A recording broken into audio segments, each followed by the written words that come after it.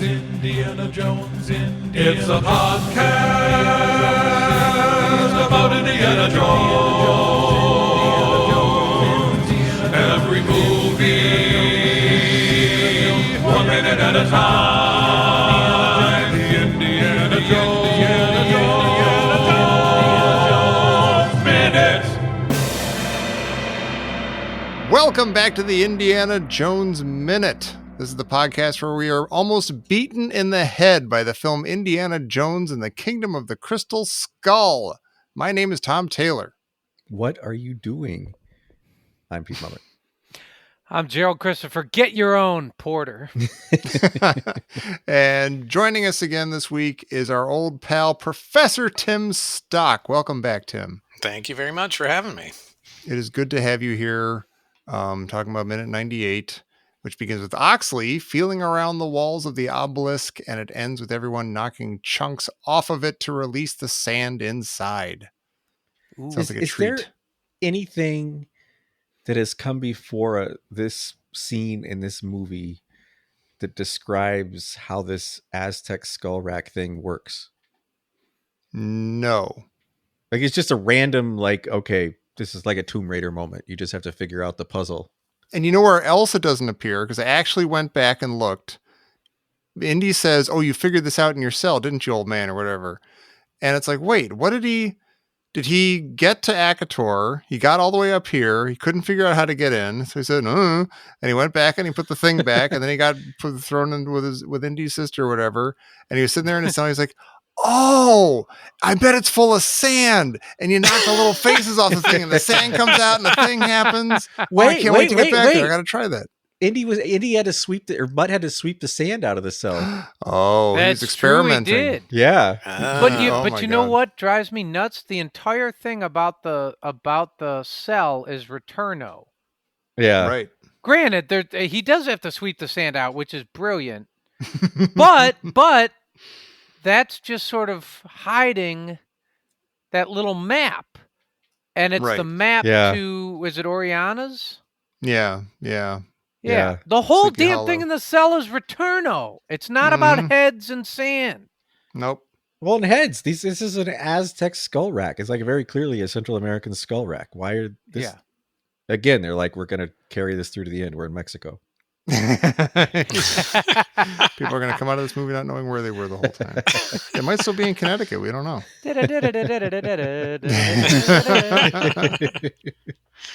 I did a little research in between, last week and this week on the word ope, which is quite prevalent in Shakespeare, actually. Is and it? it is short for open. It's old timey. You know what? Open slows you down. It does. It does. Yeah. You already said ope. Everyone knows what you mean. Then you got to go, Yeah.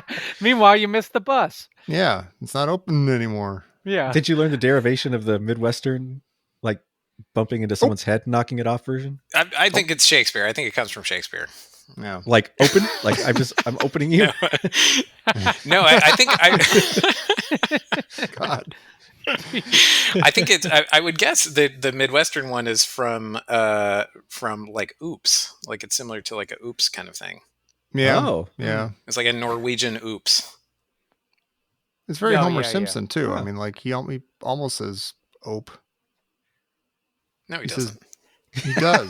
If you just put a P at the end of It's true, dough, yeah. it's dope, If you you dope. if you take away the D, the apostrophe, and the H, If you and say add a something PE, different, it's identical. Once you change the spelling of words, you change every letter but one, you have it. Yeah. It's the exact same thing. Staring you in the face, Pete. so Romeo and Juliet, Act 5, Scene 3. Yeah. Anon comes one with light to ope the tomb, and by and by my master drew on him. See, Do I'm they, sorry. do they even use they don't even use like an apostrophe or anything? It's not like the end is supposed to be there, but they're just not saying it. No, it's just exactly. It's just meter. Ope. But what do you do Maybe if it has like a better rhyme.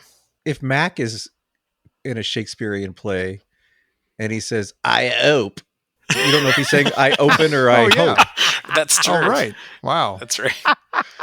Hope the doors? How am I supposed to hope the doors? Great. Where'd that ever get us? God, it's like the New York Times crossword puzzle. So then we get like, okay, so when Indy, I don't know, they move the head, right? And then Mac immediately takes over, right? Mm-hmm. And it's it's clumsy the same way that like at the end of Last Crusade, where what's the bad guy in Last Crusade? Worthington? What's his Donovan. name? Donovan. Like where he just comes Uxbridgeshire. Yeah. Where he just remember like that's the Macduff. one thing they just like they come up with the chalice and within about 3 seconds it's down the hatch. And like it's a little bit weird. Yeah, it was really clumsy at the end of that. And I feel like Max comes in and he's like, I'll be taking this. And it's just like, this is just strange. It's a little Look strange. before you leap. Yeah. Yeah. Why would you build, like, if your purpose is to preserve something, why do you build its protection in such a way that you have to smash it open to get inside? Yeah, that seemed odd to me. Especially makes me think. Yeah, go ahead. Well, just like we were talking about last time, like with the kind of delicate and sophisticated nature of all of the mechanisms that are present, where it's sort of you slide the skull and it magnetically makes things move, and then that creates the walls sliding, and and then you got this thing where it's like, well, you just take the skull and you bash it into the wall a couple of times, and then you get through. It's Yeah. Well, like in both cases, it's clearly something that's only meant to happen once. Like yeah, you're not gonna that's reset true. This. Right. Not gonna, so if you come in without the sand. skull, you just screwed everybody. I guess so. Well, so has anybody else? Because they can't reset it for them. Like in 4,000 years. Well, Maybe and to that's what that the point, guys but hold on, Jerry, you got a really good point, because there, like, the reason why Ox kind of like indicates to Indy what's going on is because one of them is leaking. Yeah, like he walks around. There's like we got a cream of wheat coming conquistador out of it. who took a skull from here. Doesn't it seem like he would have had to go in here? And then what do they? Did they refill it and reset it and stuff on the way out just to cover their tracks? Oh, that sucks. Wait a minute. So That yeah, really sucks. Oriana went and he took the skull. Or did they build it after Oriana took the skull? We'll never let this happen again. Yeah. Like they shut the barn door after the cow got out or whatever it is. Or there is like those the basement door, things in the back that they just don't know about. There's like a really easy way to get in there. Yeah. You'd think though that that would really make a mess of the whole mechanism. If there's a back door, which would serve a lot of practical purposes, like getting the artifact in and out and stuff. Well, so when did they build that? 4,000 years ago or 4,500 years ago after Oriana left? It doesn't look like it's in great shape for 400 years old. Yeah. Well, so... Although, maybe it is. I don't know. I mean, that's what I'm saying. Wouldn't the sand be collected on one side of, like, if there's a leaking side of the mechanism, wouldn't the sand all be on one side of the pillar? I don't understand how, I thought it was cream of wheat, but I don't understand how it didn't push the rocks out. Like all the pressure didn't just shoot the rocks out anyway.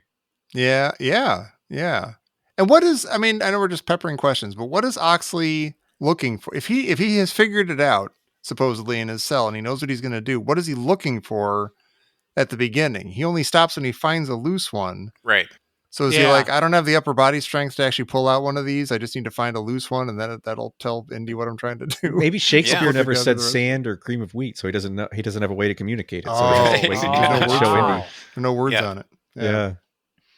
I don't know. There's lots of bludgeoning in Shakespeare. I think that you can get his point. If it comes to smash, I think that's King Lear. Doesn't someone get their head smashed in? Sounds about right. Yeah. Speaking of, would Indy have brained Mac if Mac hadn't moved? What was that about? That's like annoying. Seriously, what was that? That's weird. My question weird. about that is, okay, does Mac, is that supposed to be a clue to us, the audience who is not beaten into submission by this point and is paying strict attention? Is that supposed to be a clue to us that he is still a commie agent, and that because he's honestly scared for a second that Indy's about to brain him? So does he think in that moment that Indy has figured him out, and that's supposed to be a clue to us that Mac is still not on the up and up? And that okay, so wait a minute. If that's true, and that's a good point, do they just for one moment show us what it's like to be Mac? Just for 1 minute? It's like a Mac POV shot. Yeah, it's like a Right. Mac POV Yeah. shot, and then they go back to like you're the regular, But that really chaps my ass. Because it's like they're playing with you in a way that you're like, okay, it's supposed to be foreshadowing, but it's so clumsy and so like, they bludgeon you over the head with it, pardon the pun. Or I thought it was you're just like, bad slapstick. do you really think, is Yeah. Indy I really think Pete thinking nailed of it. like Old We'll let Testament Pete smiting him? Or is he just kidding? Or is he just like, next time I really am going to smash your skull? Yeah. Or You is he better like, watch it. he's like, yeah, you better watch it. We don't like your kind in here. Whatever. We don't See, like, I think the what is movie's he trying to doing? say. I think the movie's trying to say Indy's so focused on smashing the skull thing that he doesn't even notice that Mac is there. But there are Yeah, but dozens why of do those they faces show all him over the that thing. there's this menacing, aggressive, he's standing over him like in some biblical way, just I was gonna about to say, kill him. Is this another callback to Raiders and he's being Moses with the stone tablets and stuff? This is what we were talking about this beforehand. Except you were in that my backyard, Tim, and you blew my mind. know. Yeah, Okay. exactly. Wow. Tell the people what you told me, because I do not think this came up when we were talking about Raiders, and I don't think we ever talked about it before, and if we did, I apologize. But either way, I was excited, and I'll get you to hear this because it was weird. So well, it is weird, but before we get into that, there's something worse about that moment in Crystal Skull, which is that Indy hands the rock to Mac after he comes down. Like it's like he's gonna smash him, and then he knocks the skull off. But like he literally like just turns around and hands him this. He's like, "Here, take this." Yeah. So he had no But then he takes it back intention again. of ever harming Mac. So if that's the case, why did they show us that ominous shot? Because it's hysterical. It was really awesome. He actually ducks out of the way and is perfectly positioned to receive the. Oh, he's like, "Oh, thanks." Right. Yeah. It's like Indy, but how would Indy ever intend? Like, I'm going to pick up this rock because when he dodges out of the way, he'll be right where I need him to be to take it. Yeah. I can hear people yelling at us like, dude, just relax. It's a movie. thing. It's a Come funny on. little moment. Whatever. It's a movie. It doesn't have to make sense. I'm like, yeah, you know what? Yes, it does. Anyway, so the thing about the tablets was that I think where I was trying to remember this too, but I think where it started was talking about how somehow the subtext was that this Spielberg was trying to say that the Nazis were idolatrous, right? Like they were worshiping themselves or worshiping the figure of the Aryan Superman or whatever, and that was actually a form of idolatry. And so that the breaking of the tablets story is about the Moses receiving an initial set of tablets, and he comes down and the people are worshiping the golden calf, and then out of frustration he breaks the commandments. But I think the idea is that the initial the first commandment, which is that you should only worship God, one God, that's a prohibition on idolatry, and that's only there because of the breaking of the first tablet. So that sort of raises the question of, well, what was on the first tablets? But presumably in Raiders, I'm getting there. Okay. Presumably in Raiders, what's in the Ark of the Covenant is the broken tablets, because they're like dust. Yeah. Well, awesome. so you don't know if it's the broken tablets or if the tablets just sort of disintegrated over time. Moses had to refashion them after he broke them, right? Didn't he? Doesn't he go back up and he goes like, "All right, I'll make another set." Yeah, but they're new. But I think the idea is that there's a new set of commandments. Yeah. See, that's so it's like we don't know what commandments were on the first set. That's History of the World Part 1 stuff right there. Yeah. He's got 15, and then you have 10 commandments. Yeah, or the old joke of where he comes, Moses comes down and says, the good news is I got him down to 10, and the bad news is that adultery is still in. But that is like, what could have been the original 10 commandments? Like, what was it? Were there 9 and then he added by the way, don't make fake calf idols and stuff. Yeah, because that was number 2. Like no graven images. But it explains that. Oh, yeah. weird. Well, that's pretty. Oh, you're right. First is Which is- well, which is- I guess Yeah, maybe first the is don't first have 2 came out of that. gods Maybe the before It's first a was little like, bit of a 1.5. I mean, you're like, if I'm the Yeah. only God you assume, then you can't just be worshiping false idols. right. But does it say he's the only God in the 10 Commandments, or does it just say don't have other gods before me? Because Oh, a lot you of mean it, a before lot of me, the not people in besides Israel me. at Yeah. that time were polytheistic. Yeah, there was an acknowledgement in the Hebrew Bible as well that there were other gods. Yeah. And so Yahweh is the primary God.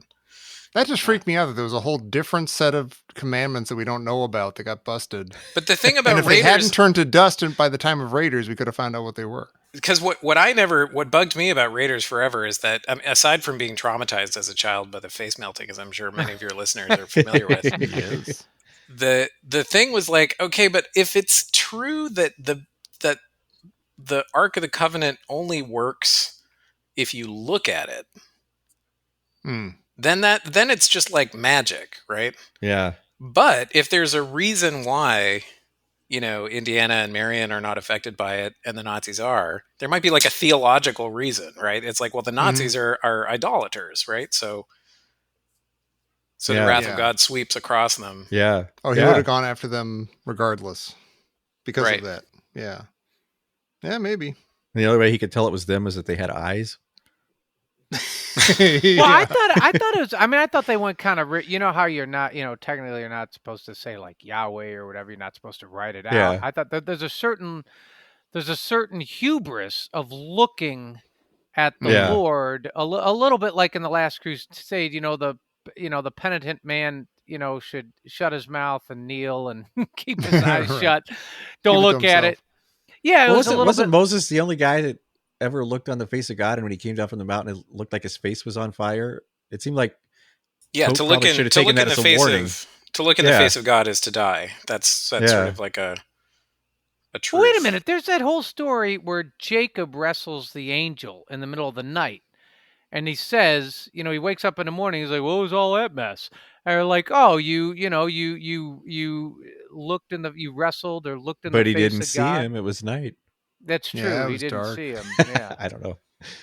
Yeah, somehow it goes. Sometimes how it goes in the middle of the night. But it's not I mean, I can see how there might be a connection there, but in Raiders, they're not looking at the face of God, right? Like they're looking at the remnants of the tablet. Yeah. So it still doesn't make but there's a I always thought they're killed because of their hubris. Like, it kind of, it's a Tower of Babel thing. They're just getting too damn close. Mm-hmm. Yeah. It's like, you know what I mean? It's kind of like you're building the tower to the sky to get up to heaven. And you're like, nah, it's, you guys are bothering me. It's too much. Mm-hmm. Yeah. Slotting them down. Well, and also Babel is the sort of the prevalence of languages, so that there's no longer one language after Babel. So maybe there's something there with like the Nazis are trying to make one nation out of the entire world or something. Yeah, but the irony of all that is, of course, is Pentecost is all celebrating all the different languages, and now the apostles can go out and preach. Like, are all the languages good or bad? But that's that's exactly the kind of Christian revision of the Hebrew thing, right? I mean, the glossolalia is kind of like the return to repairing something that happened at Babel. So Christianity then becomes the way that people can communicate as one people. Huh. This has been Theology 101. So that's why they defaced the obelisk by knocking the faces off. Yeah. Okay. That's right. It all connects. What is the symbolism of the faces on the obelisk? Why all the faces? It's a skull. I think they just copied a skull rack. Oh, Okay. maybe, yeah. And they're breaking them because they're desecrating this thing, and they don't want witnesses. They don't want it's like you turn down your wife's picture when you're having an affair with her or against her. You don't want her to look at you. That's like breaking a commandment, Tom. I know. See, then you got to turn the crucifix around too. And But if this is not a skull rack, whose faces would they be? Oh wow. They're kind of weird faces, though. A picture of Molly's face on every one. Sorry, I went into. It is a little. Yeah, but they're not the aliens. They are kind of like, if you look close to the end of the minute, like around second 50 or whatever, like you do get a side shot, and they do have kind of a long backwards part. That might just be practical to keep the sand in, but yeah, they look a little like elongated. Easter Island dudes too. See, that would have been great though if they were like Easter Island sized heads that were part of the mechanism. Yeah. And you had to move them into the right order, and it took all day. They were exhausted. Yeah, but it should be like a code. That was your earlier point, right? You just knock them off. That's not just that's randomly. Not Indiana Jones. Like, you got to have like a code or a right. Yeah, you find the face that, I don't know. This would never fly as a Myst game. No. Yeah. Oh, this face clearly has the shadow of, if it's an autumn. So this is the one, because the guy said the thing was orange. Yeah.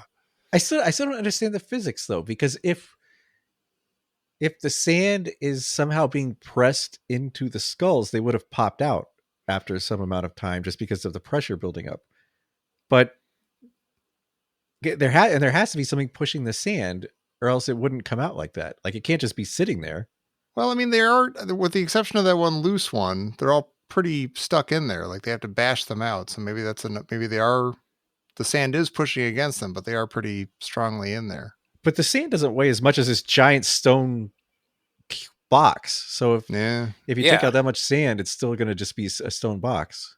I mean, I don't know what happens when the sand comes out. I don't get why the central part of the pillar is actually a weight that sinks. Oh, so it's held up by the sand. Yeah, the sand I think is underneath So there's something pumping it up.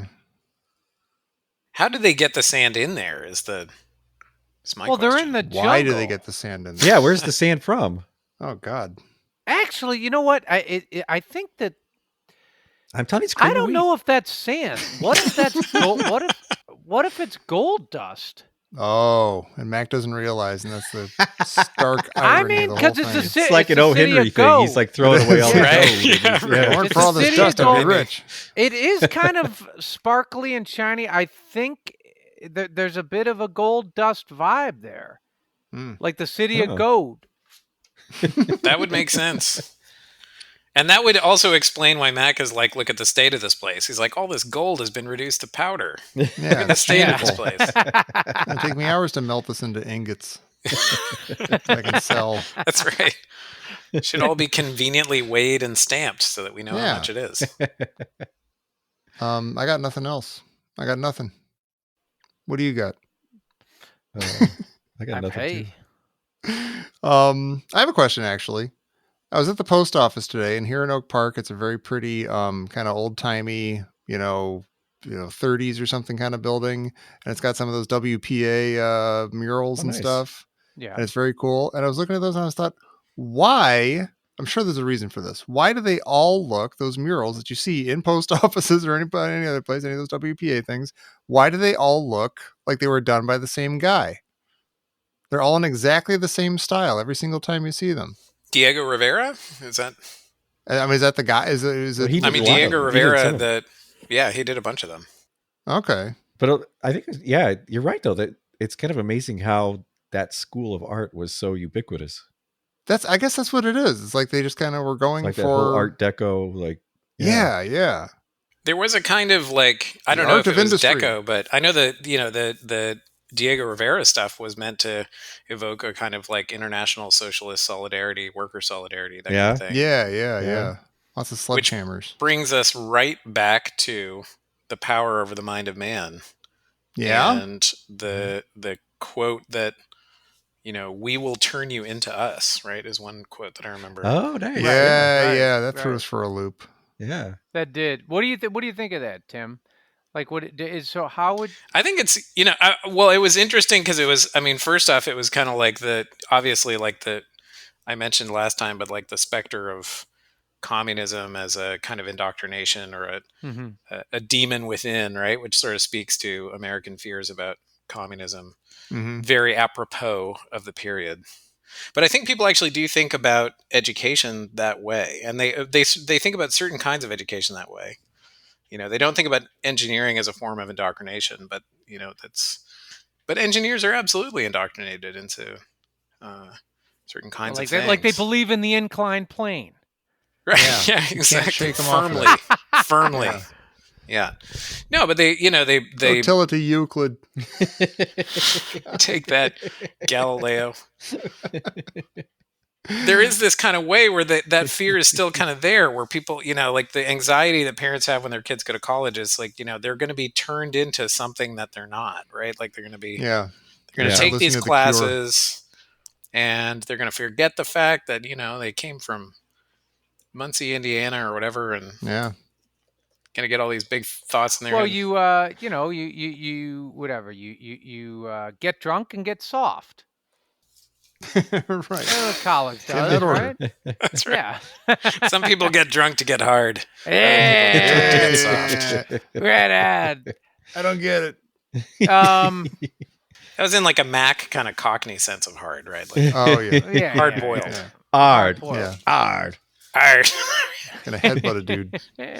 That's how you say it. It's okay, like, so if you had another question for you, Tim, if you had the Ark of the Covenant versus the Crystal Skull, right? Like which nation would win, right? Oof. Yeah. Wow. Because an army that carries the Ark is, undefeated. And can I do like the academic thing of like not answering that question by asking a different question, which is do the whole water isn't wet. Yeah, sure. Why is it? Sand is gold. Who knows? Yeah. But if like the whole thing with the archaeology is this, what is the thing I always ask about Indiana Jones is like, what are we hunting for? Like there's these intimations that, oh, well, if I find a piece, I put it in a museum or something like that. But like, what's the motivation? Where does the passion come from? Right. And I think it's this idea that, material culture is somehow telling us something about ourselves, and then the temple that they're going into, this kingdom of the Crystal Skull, is like an assemblage of all the great artifacts from all the cultures across the world or whatever. Right. So somehow I think like, the metaphor that's working here is that, the interdimensional beings are sort of in all culture, right? Like all of these faces and skulls and things, like they have a vanishing point where interdimensional beings have been traveling around and inspiring people to make artifacts across all these different cultures. But then again, that if it's like Ark of the Covenant versus Crystal Skull, it's almost kind of like a polytheism versus monotheism thing, right? Like it's the faces and the skulls that are in every culture versus this one sort of special ark, a text or an object that's kind of more than itself. Well, it's a little bit like a rock, paper, scissors, where it's like, yeah, but God made the aliens. So yeah, the aliens can control your mind to make you not use the Ark on me. So right. That's cool. With the lightning would part in front of the skull. Yeah, sorry. Yeah, exactly. The lightning would get or maybe it would go confused, into the eyes of the skull, because doesn't the lightning go into everybody's eyes? Maybe the skull would absorb all of the lightning. Oh yeah, and Raider. And that's your album cover right there. Crystal Skull with lightning coming out of his eyes. Metallica, absorb the lightning. What if the skull looks at the Ark? Oh God. What if the skull drinks the Kali Ma's blood? Oh man. What if the Ark looks at the skull? What if Marion was in Temple of Doom? What if the skull reads the tablets? It's beautiful. Turns out it's an Agatha Christie novel in there. What if Roy Neary is in the Akator room with all the aliens, with E.T. and Elliot? I was thinking the other day, what if E.T. is like, what if Elliot is a young Roy Neary? It's like his origin story, and he's just really mentally ill, and he just keeps imagining that he's seeing aliens everywhere. Wow. He really just lives in a snow globe from St. Elsewhere. Yeah. I never made that connection, but the Crystal Skull is very E.T. shaped. Mm-hmm. Mm-hmm. It is sword. Wait, is it really? Kind of. E.T. Doesn't sort of E.T. have long that the big other way. long head that goes back? It does. Well, yeah, it does go. Yeah, I he guess It does does. go back. Yeah, his head is sort of forward on his neck. Yeah. Yeah. They missed out not having a Reese's Pieces tie-in. That would have been Oh great. my gosh! Yeah, or the Instead of BMX bike over the waterfalls. Yeah.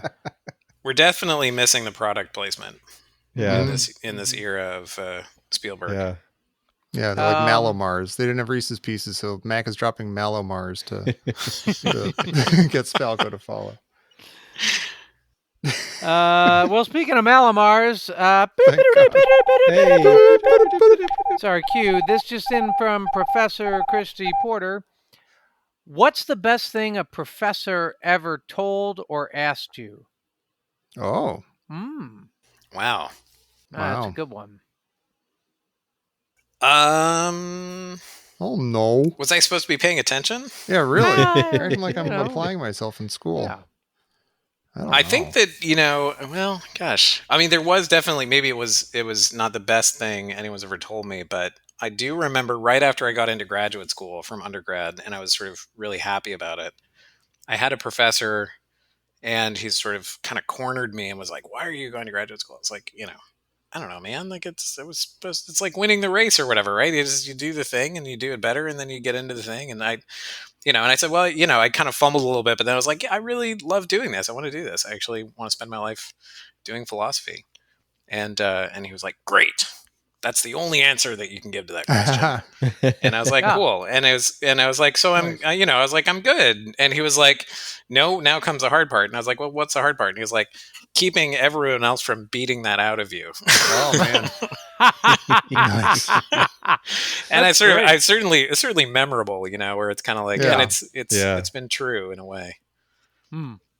I think for me, I think I've said this on the show before that a professor told me that the T in often is silent, and I was very glad to hear that. It always bothers me when people say often, and I always want to correct them. My grandma was a grade school teacher, and she drilled that into me. So when I hear people put the T in it, it just drives me crazy. Yeah. You have to fight to not be that guy. Yeah, well, actually. Yeah. I lost a spelling bee in 6th grade because of the word separate, because I put an E in it. Oh. And a teacher from a different 6th grade class was like, well, if you would have been in my class, you would know that there's a rat in separate. And I've never forgotten that because I was so nice. mad. Yeah, right? There's a rat in separate. I was like, that's the thing? You just would have told me that, and you would have known that separate was going to come up? Why, but what's the story? Where's the story with the rat and separate? Yeah, that doesn't... yeah, there's a rat and separate. You go, how am I supposed to remember that? That's incoherent. Little rabbit goes into the hole. Right. Well, obviously it's memorable because Tim remembered it for all these years. Yeah, but I might have remembered... He's never misspelled separate again. That's right. It's true. And I think of that every single time. Was it like which is why in the prison that I was kept in, I wrote separate on the walls over and over again in different languages. I wrote the principal is your pal. Yeah. Right. Principal is your pal. Yeah. Tom or Roe. Yeah. Tomorrow. Yeah. What drives me nuts is that the word maintenance does not have the word maintain in it. Drives me insane every single time. Wow. I hate it. Maintenance. Nope. Wow. Yeah. Maintenance. Wow. See, my best thing ever, Professor Christy Porter. Hold on, Pete. Jerry's amazed at this. We got to give him another. We got to give Jerry another 5 minutes. It should have maintain in it. It really should, but it does not. No one. What were you going to say, Pete? My best professor moment was Christy Porter saying she liked me. Oh my gosh, that's so nice. Actually, the best thing I ever heard from a professor was doodly doodly doodly. Doodly. I had, Pete, you'll appreciate this one. I had a Professor David Baker at Indiana University. Yeah. He was head of the jazz studies department. He played trombone. What was it, the Apollo Theater? He played with John Coltrane, didn't he? He played trombone. He has played with John Coltrane. His primary, he played with George Russell. He had a very interesting life story where he Yeah. he played trombone. He was in New York City. He got in a terrible car accident, right? He shattered his jaw, and then he picked up the cello. Yeah. And he became like a sort of a world-renowned jazz cellist. I think first he should have gone to the hospital. But okay. He came out of- and what he once told me, like it was one of those things where he was my mentor, and I was getting my degree in drum set performance or whatever, and he kind of just, I went to see him and he just laid the whole thing out, like in 1 or 2 lines. He said, well, you got to keep in mind the drummer's job is threefold. You keep the time, you delineate the song form, and you accentuate the soloist. And I was just like, I do. that was it. Like, I was like that. We're done I here. was just, yeah, we're done. I was just, he encapsulated the entire drummer's job, like in those 3 things. And it made perfect sense. I was like, that is really true. I mean, that's the one really fun thing I think about being a professor is that, sometimes you just have to tell people something really simple, like, yeah. Mm-hmm. Well, this is what this is. The best part about it is he played cello. He did, like, the best advice I got on the drum set did not come from a drummer. Well, once you've tried to do a cello solo with a bad drummer, you remember. Yeah. It also kind of sucks though, because your job is to make everybody look better without getting any credit for it. You'll get no credit. Yeah. Yeah, no, it's true. It's like I said, we're the family dog. I'm sorry. No, Jerry. people love the family dog. People cherish the family There's dog. no I don't know why you. respect from Yeah. They look at him at least. They acknowledge You're like him. you're like Aw. the Good dog. goldfish. Yeah. Yeah, Good job, that's Ox. true. Can I ask a question though? Is Mutt called Mutt because it's like a reference to Indiana being named after the dog? Yeah. I think, we sort of stumbled Probably, upon yeah. that. Yeah. Ugh. Why not? Ugh. It's funny. Yeah. I actually thought see. of something much better that a professor told me. This is perfect for me. If this had been on time, it would have been an A.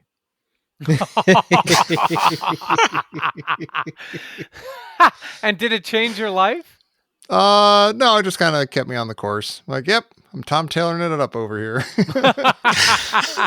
Story of my life. I knew great. when the thing was due. I knew that my printer cartridge was running low, and that if I tried to print it the morning of the class, I was going to run out. I'd have to run down to the store and get the thing. That was part of your gonna be wedding late. vows, wasn't it? That was, yeah. I promised to always have a, yeah. If I'm not on time, if I'm not on time, you don't have to give me an A. Right. I had a class where I attended like the first week and I didn't go back until the final.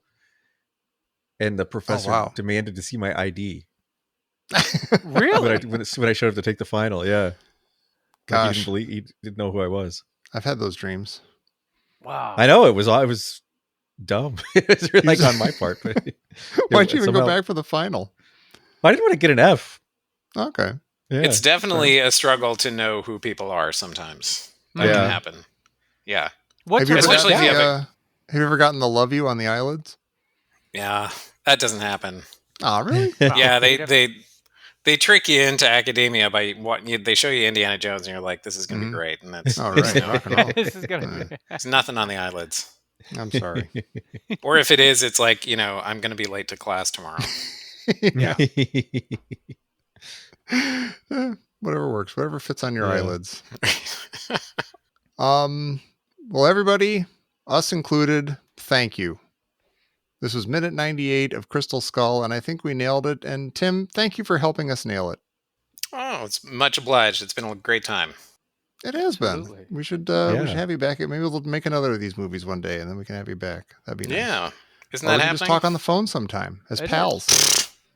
Nah, I was kidding. Yeah, don't push it. All Tom. right, let's not be ridiculous. Let's not ruin it.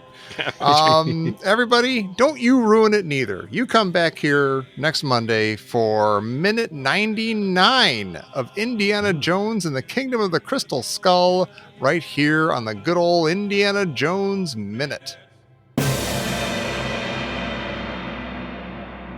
think that someone ruined it. Somebody, Yeah. somebody ruined it. Got ruined.